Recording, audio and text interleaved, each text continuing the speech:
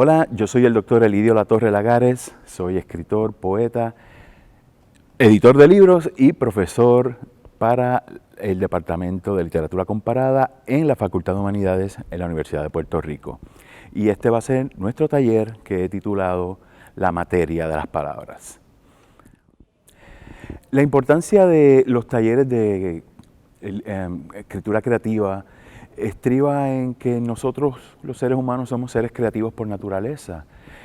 Precisamente es la necesidad de buscar soluciones creativas a las situaciones diarias lo que nos conforma a nosotros como seres pensantes, seres que necesitamos estar creando todo el tiempo. Los cursos de literatura y creación literaria son una parte fundamental de este momento en el que nosotros decidimos que existimos, que queremos hacer algo y que somos seres que crean cosas bellas. Por tanto, nosotros vamos a comenzar desde el principio, y en el principio fue el deseo, ¿verdad? Nosotros antes del lenguaje tuvimos que haber deseado algo, ¿no? El lenguaje surge como esta necesidad del ser humano en comunicarse, pero si nos fijamos, la misma necesidad de comunicarnos nos lleva a crear cosas, ¿no? A tratar de entender el mundo. Por tanto, hay un deseo que precede a la palabra. Y es con eso que a mí me gusta trabajar. Es la parte que nos gustaría ver. El lenguaje como fuerza motriz, como un impulso, ¿no? El lenguaje como casi una propiedad de la física, porque nos lleva a lograr cosas, ¿no? Si nos fijamos, con la creación del lenguaje surge la poesía. Yo digo que de las primeras cosas que hace el hombre cuando inventa la palabra es crear el mito, ¿no? Por tanto, el uso del lenguaje no ha quedado nunca, el uso poético del lenguaje nunca ha quedado atrás en las operaciones de los seres humanos en su vida diaria. Pudiésemos decir que todo el lenguaje, en ese sentido, es metáfora, ¿no? Es un comercio de significados y de sentidos, ¿no? Una palabra tratando de mediar o canjear algún significado con otra. El lenguaje nunca apunta a una cosa certera, ¿verdad? Por eso nosotros tenemos tantas dimensiones del lenguaje, especialmente los puertorriqueños, que para mí hablamos en poesía, o sea, nuestra idiosincrasia, nuestra habla es poética necesariamente. Estamos constantemente refiriéndonos a símiles, metáforas, símbolos, ¿no? O sea que tenemos una capacidad innata aparentemente de jugar con el lenguaje, ¿no? El lenguaje, si nos ponemos a pensar en cómo esto nos afecta, es sencillamente sonido. Ustedes me están escuchando, yo estoy diciendo sílabas en el tiempo y ustedes lo están escuchando. O sea que el lenguaje es sonido en el tiempo, ¿no? Y la metáfora sería esa necesidad, como dice Lezama Lima, de incorporarse al tiempo, de aferrarse a lo que pasa inevitablemente y no nos podemos aferrar de ello, ¿no? Como tal. Así que la poesía en ese sentido es uno de los usos más intensos que tiene el lenguaje. Y quiero aclarar, cuando digo poesía no me refiero al poema precisamente, ¿no? Octavio Paz hacía esta distinción entre poema y poesía. Poema es el aparato, el escrito, ¿no? La grafía, pero la poesía, puedes tener un poema sin poesía y puedes tener poesía sin poema. Por tanto, la poesía es un estado de la existencia, lo podemos vivir, lo podemos sentir sobre todo, porque esa es una de las capacidades que tiene el lenguaje. O sea, el lenguaje es sentiente. Nosotros decimos palabras y nos emocionan, nos hieren, nos iluminan, a veces nos espantan, ¿no? El lenguaje tiene la capacidad de tocar al ser humano, ¿no? Entonces, esto lo traigo porque usualmente cuando decimos poesía, pues pensamos en algo aburrido, algo monótono, algo latoso, algo que yo no quiero mirar para allá, ¿no? Cuando en realidad la poesía es lo que vivimos, ¿no? El poema es lo que se escribe y la poesía es lo que vivimos, ¿no? Y hay muchas instancias en las que vivimos de esa poesía. Así que El lenguaje poético tiene más que ver con lo que se siente y no con lo que se ve. Lo que se ve, entonces, esa es parte de la tarea del lenguaje, tratar de hacer concreto lo que es intangible, ¿no? Y ahí está toda la poesía, y ahí está toda nuestra vida, y ahí está toda nuestra usanza del lenguaje para cualquier medio, sea comunicativo. En todo esfuerzo todo esfuerzo comunicativo hay algo de creación, hay algo de poesía, ¿no? Y sobre todo porque el lenguaje no es un elemento biológico, no es natural, no nacemos hablando, sencillamente lo adquirimos y aprendemos a usarlo. Y la idea de estos talleres, de este taller, la materia de las palabras, es aprender a hacer cosas bellas, o quizás cosas no tan bellas, todo depende del que escribe, ¿no? Por eso a mí me gusta hablar de vivir la poesía más que escribirla, aunque ciertamente cuando se vive la poesía, pues se escribe también, ¿no? Podemos tener prosa poética, podemos tener novelas poéticas, podemos tener hasta correos electrónicos poéticos, ¿no? O sea que la poesía, la refiero yo como ese quinto estado de la materia, ¿no? El acto poético es lo que trata de aferrar lo que es inmediato, ¿verdad? En consideración de que esto pues pasa luego y se nos va de las manos. En ese sentido, ¿verdad? Pues la palabra poética hace presencia con toda la amplitud en lo terrorífico y en lo bello. El ejercicio que tengo para ustedes precisamente trata de capturar esa parte de nosotros que todavía por alguna razón no hemos podido, con la que no hemos podido pactar, ¿no? con la cual probablemente nosotros no hemos podido hacer las paces, ¿no?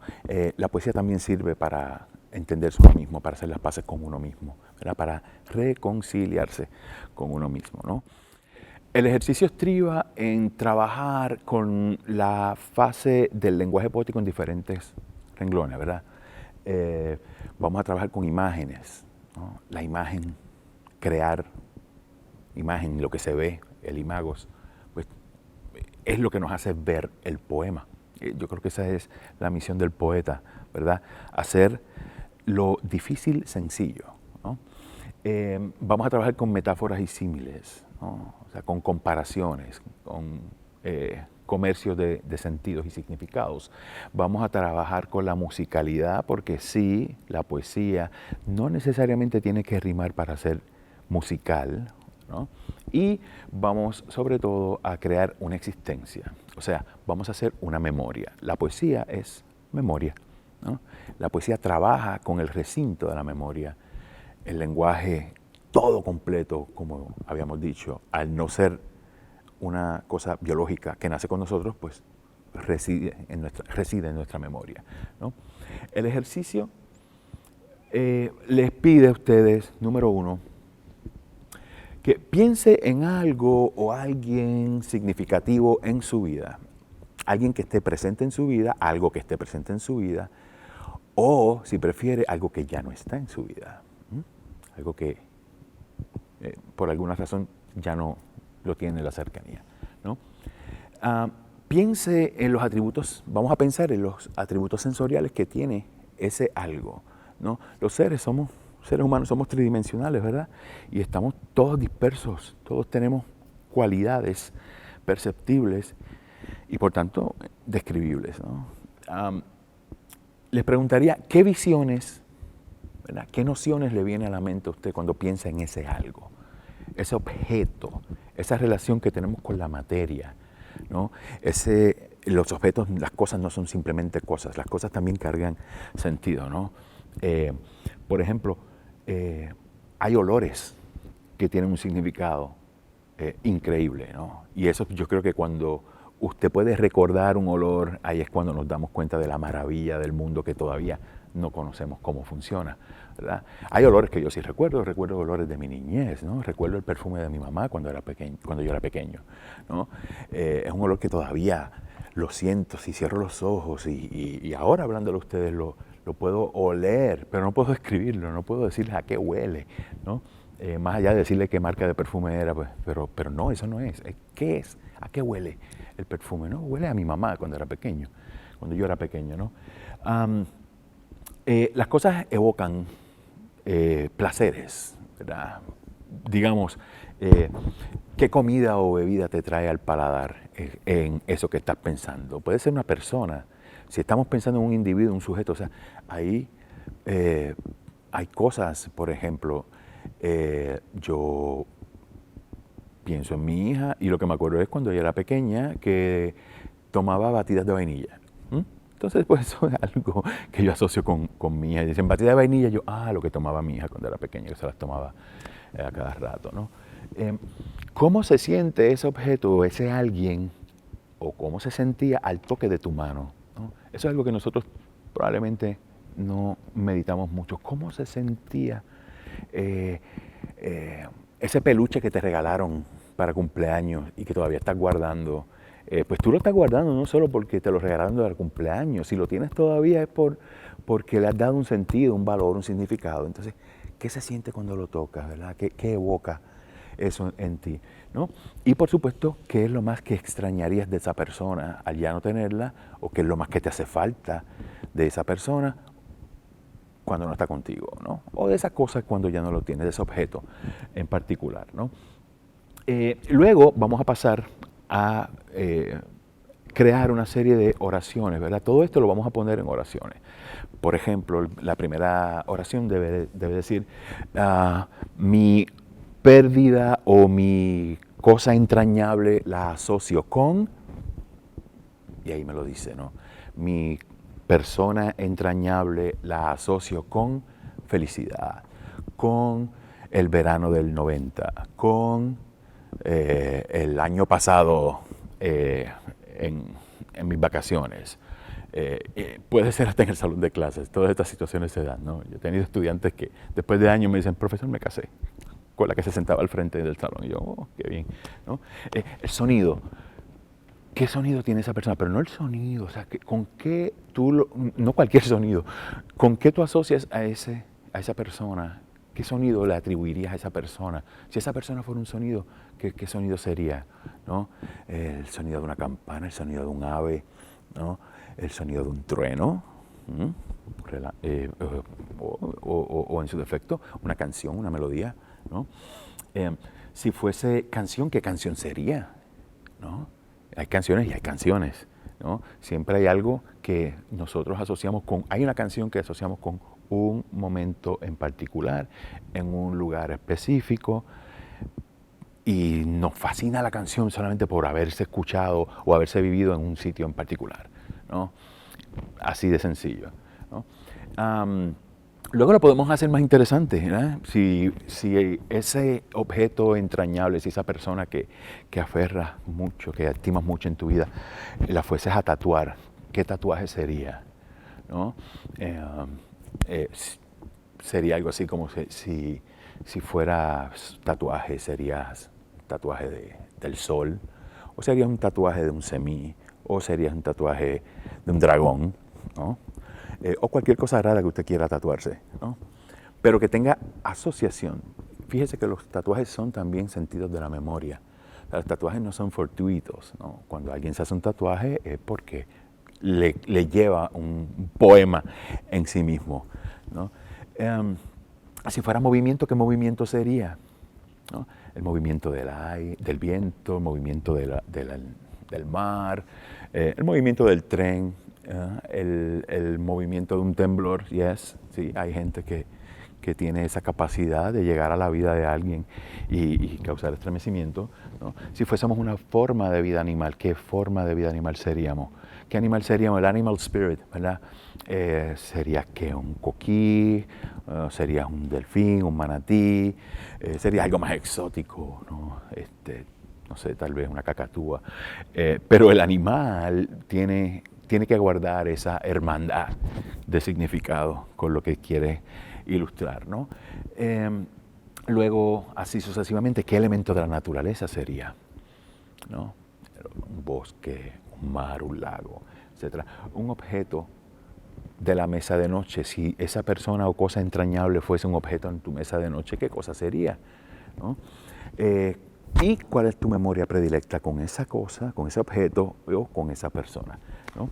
Y por último, vamos a cerrar el poema porque a la larga, uniendo todos estos versos, vamos a estar conformando un poema. Entonces el verso final es, ¿cuál es la palabra detrás de mis ojos?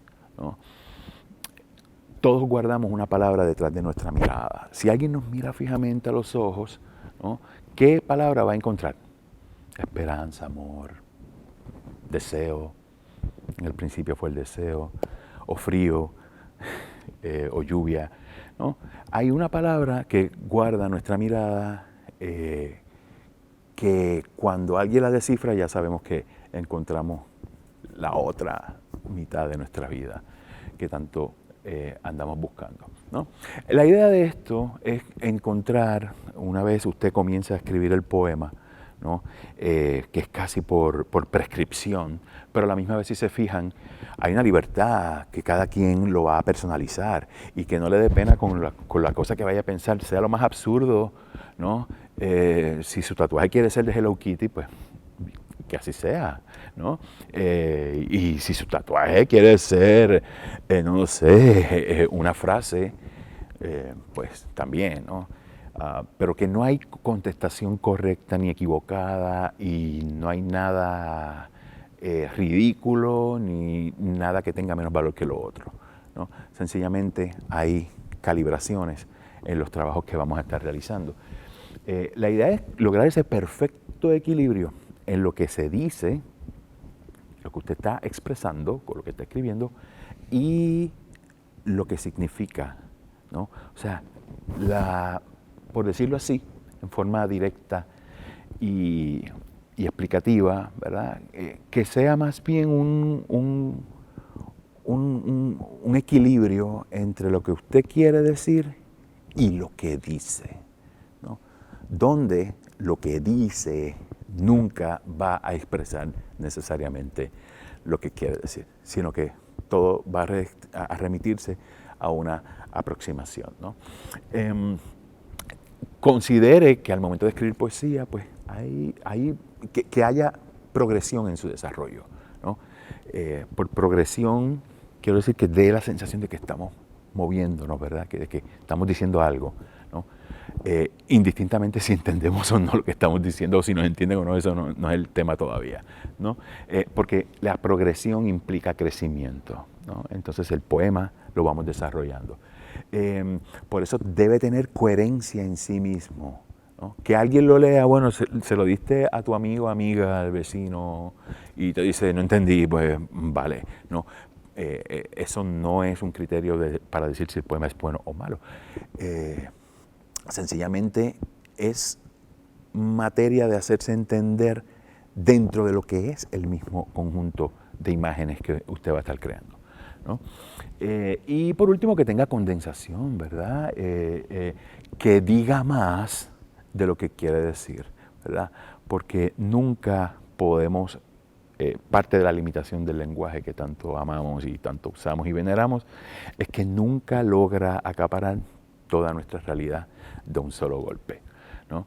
Y les invito, una vez tengan el poema, pueden escribir a mi correo electrónico elidio.latorre@upr.edu.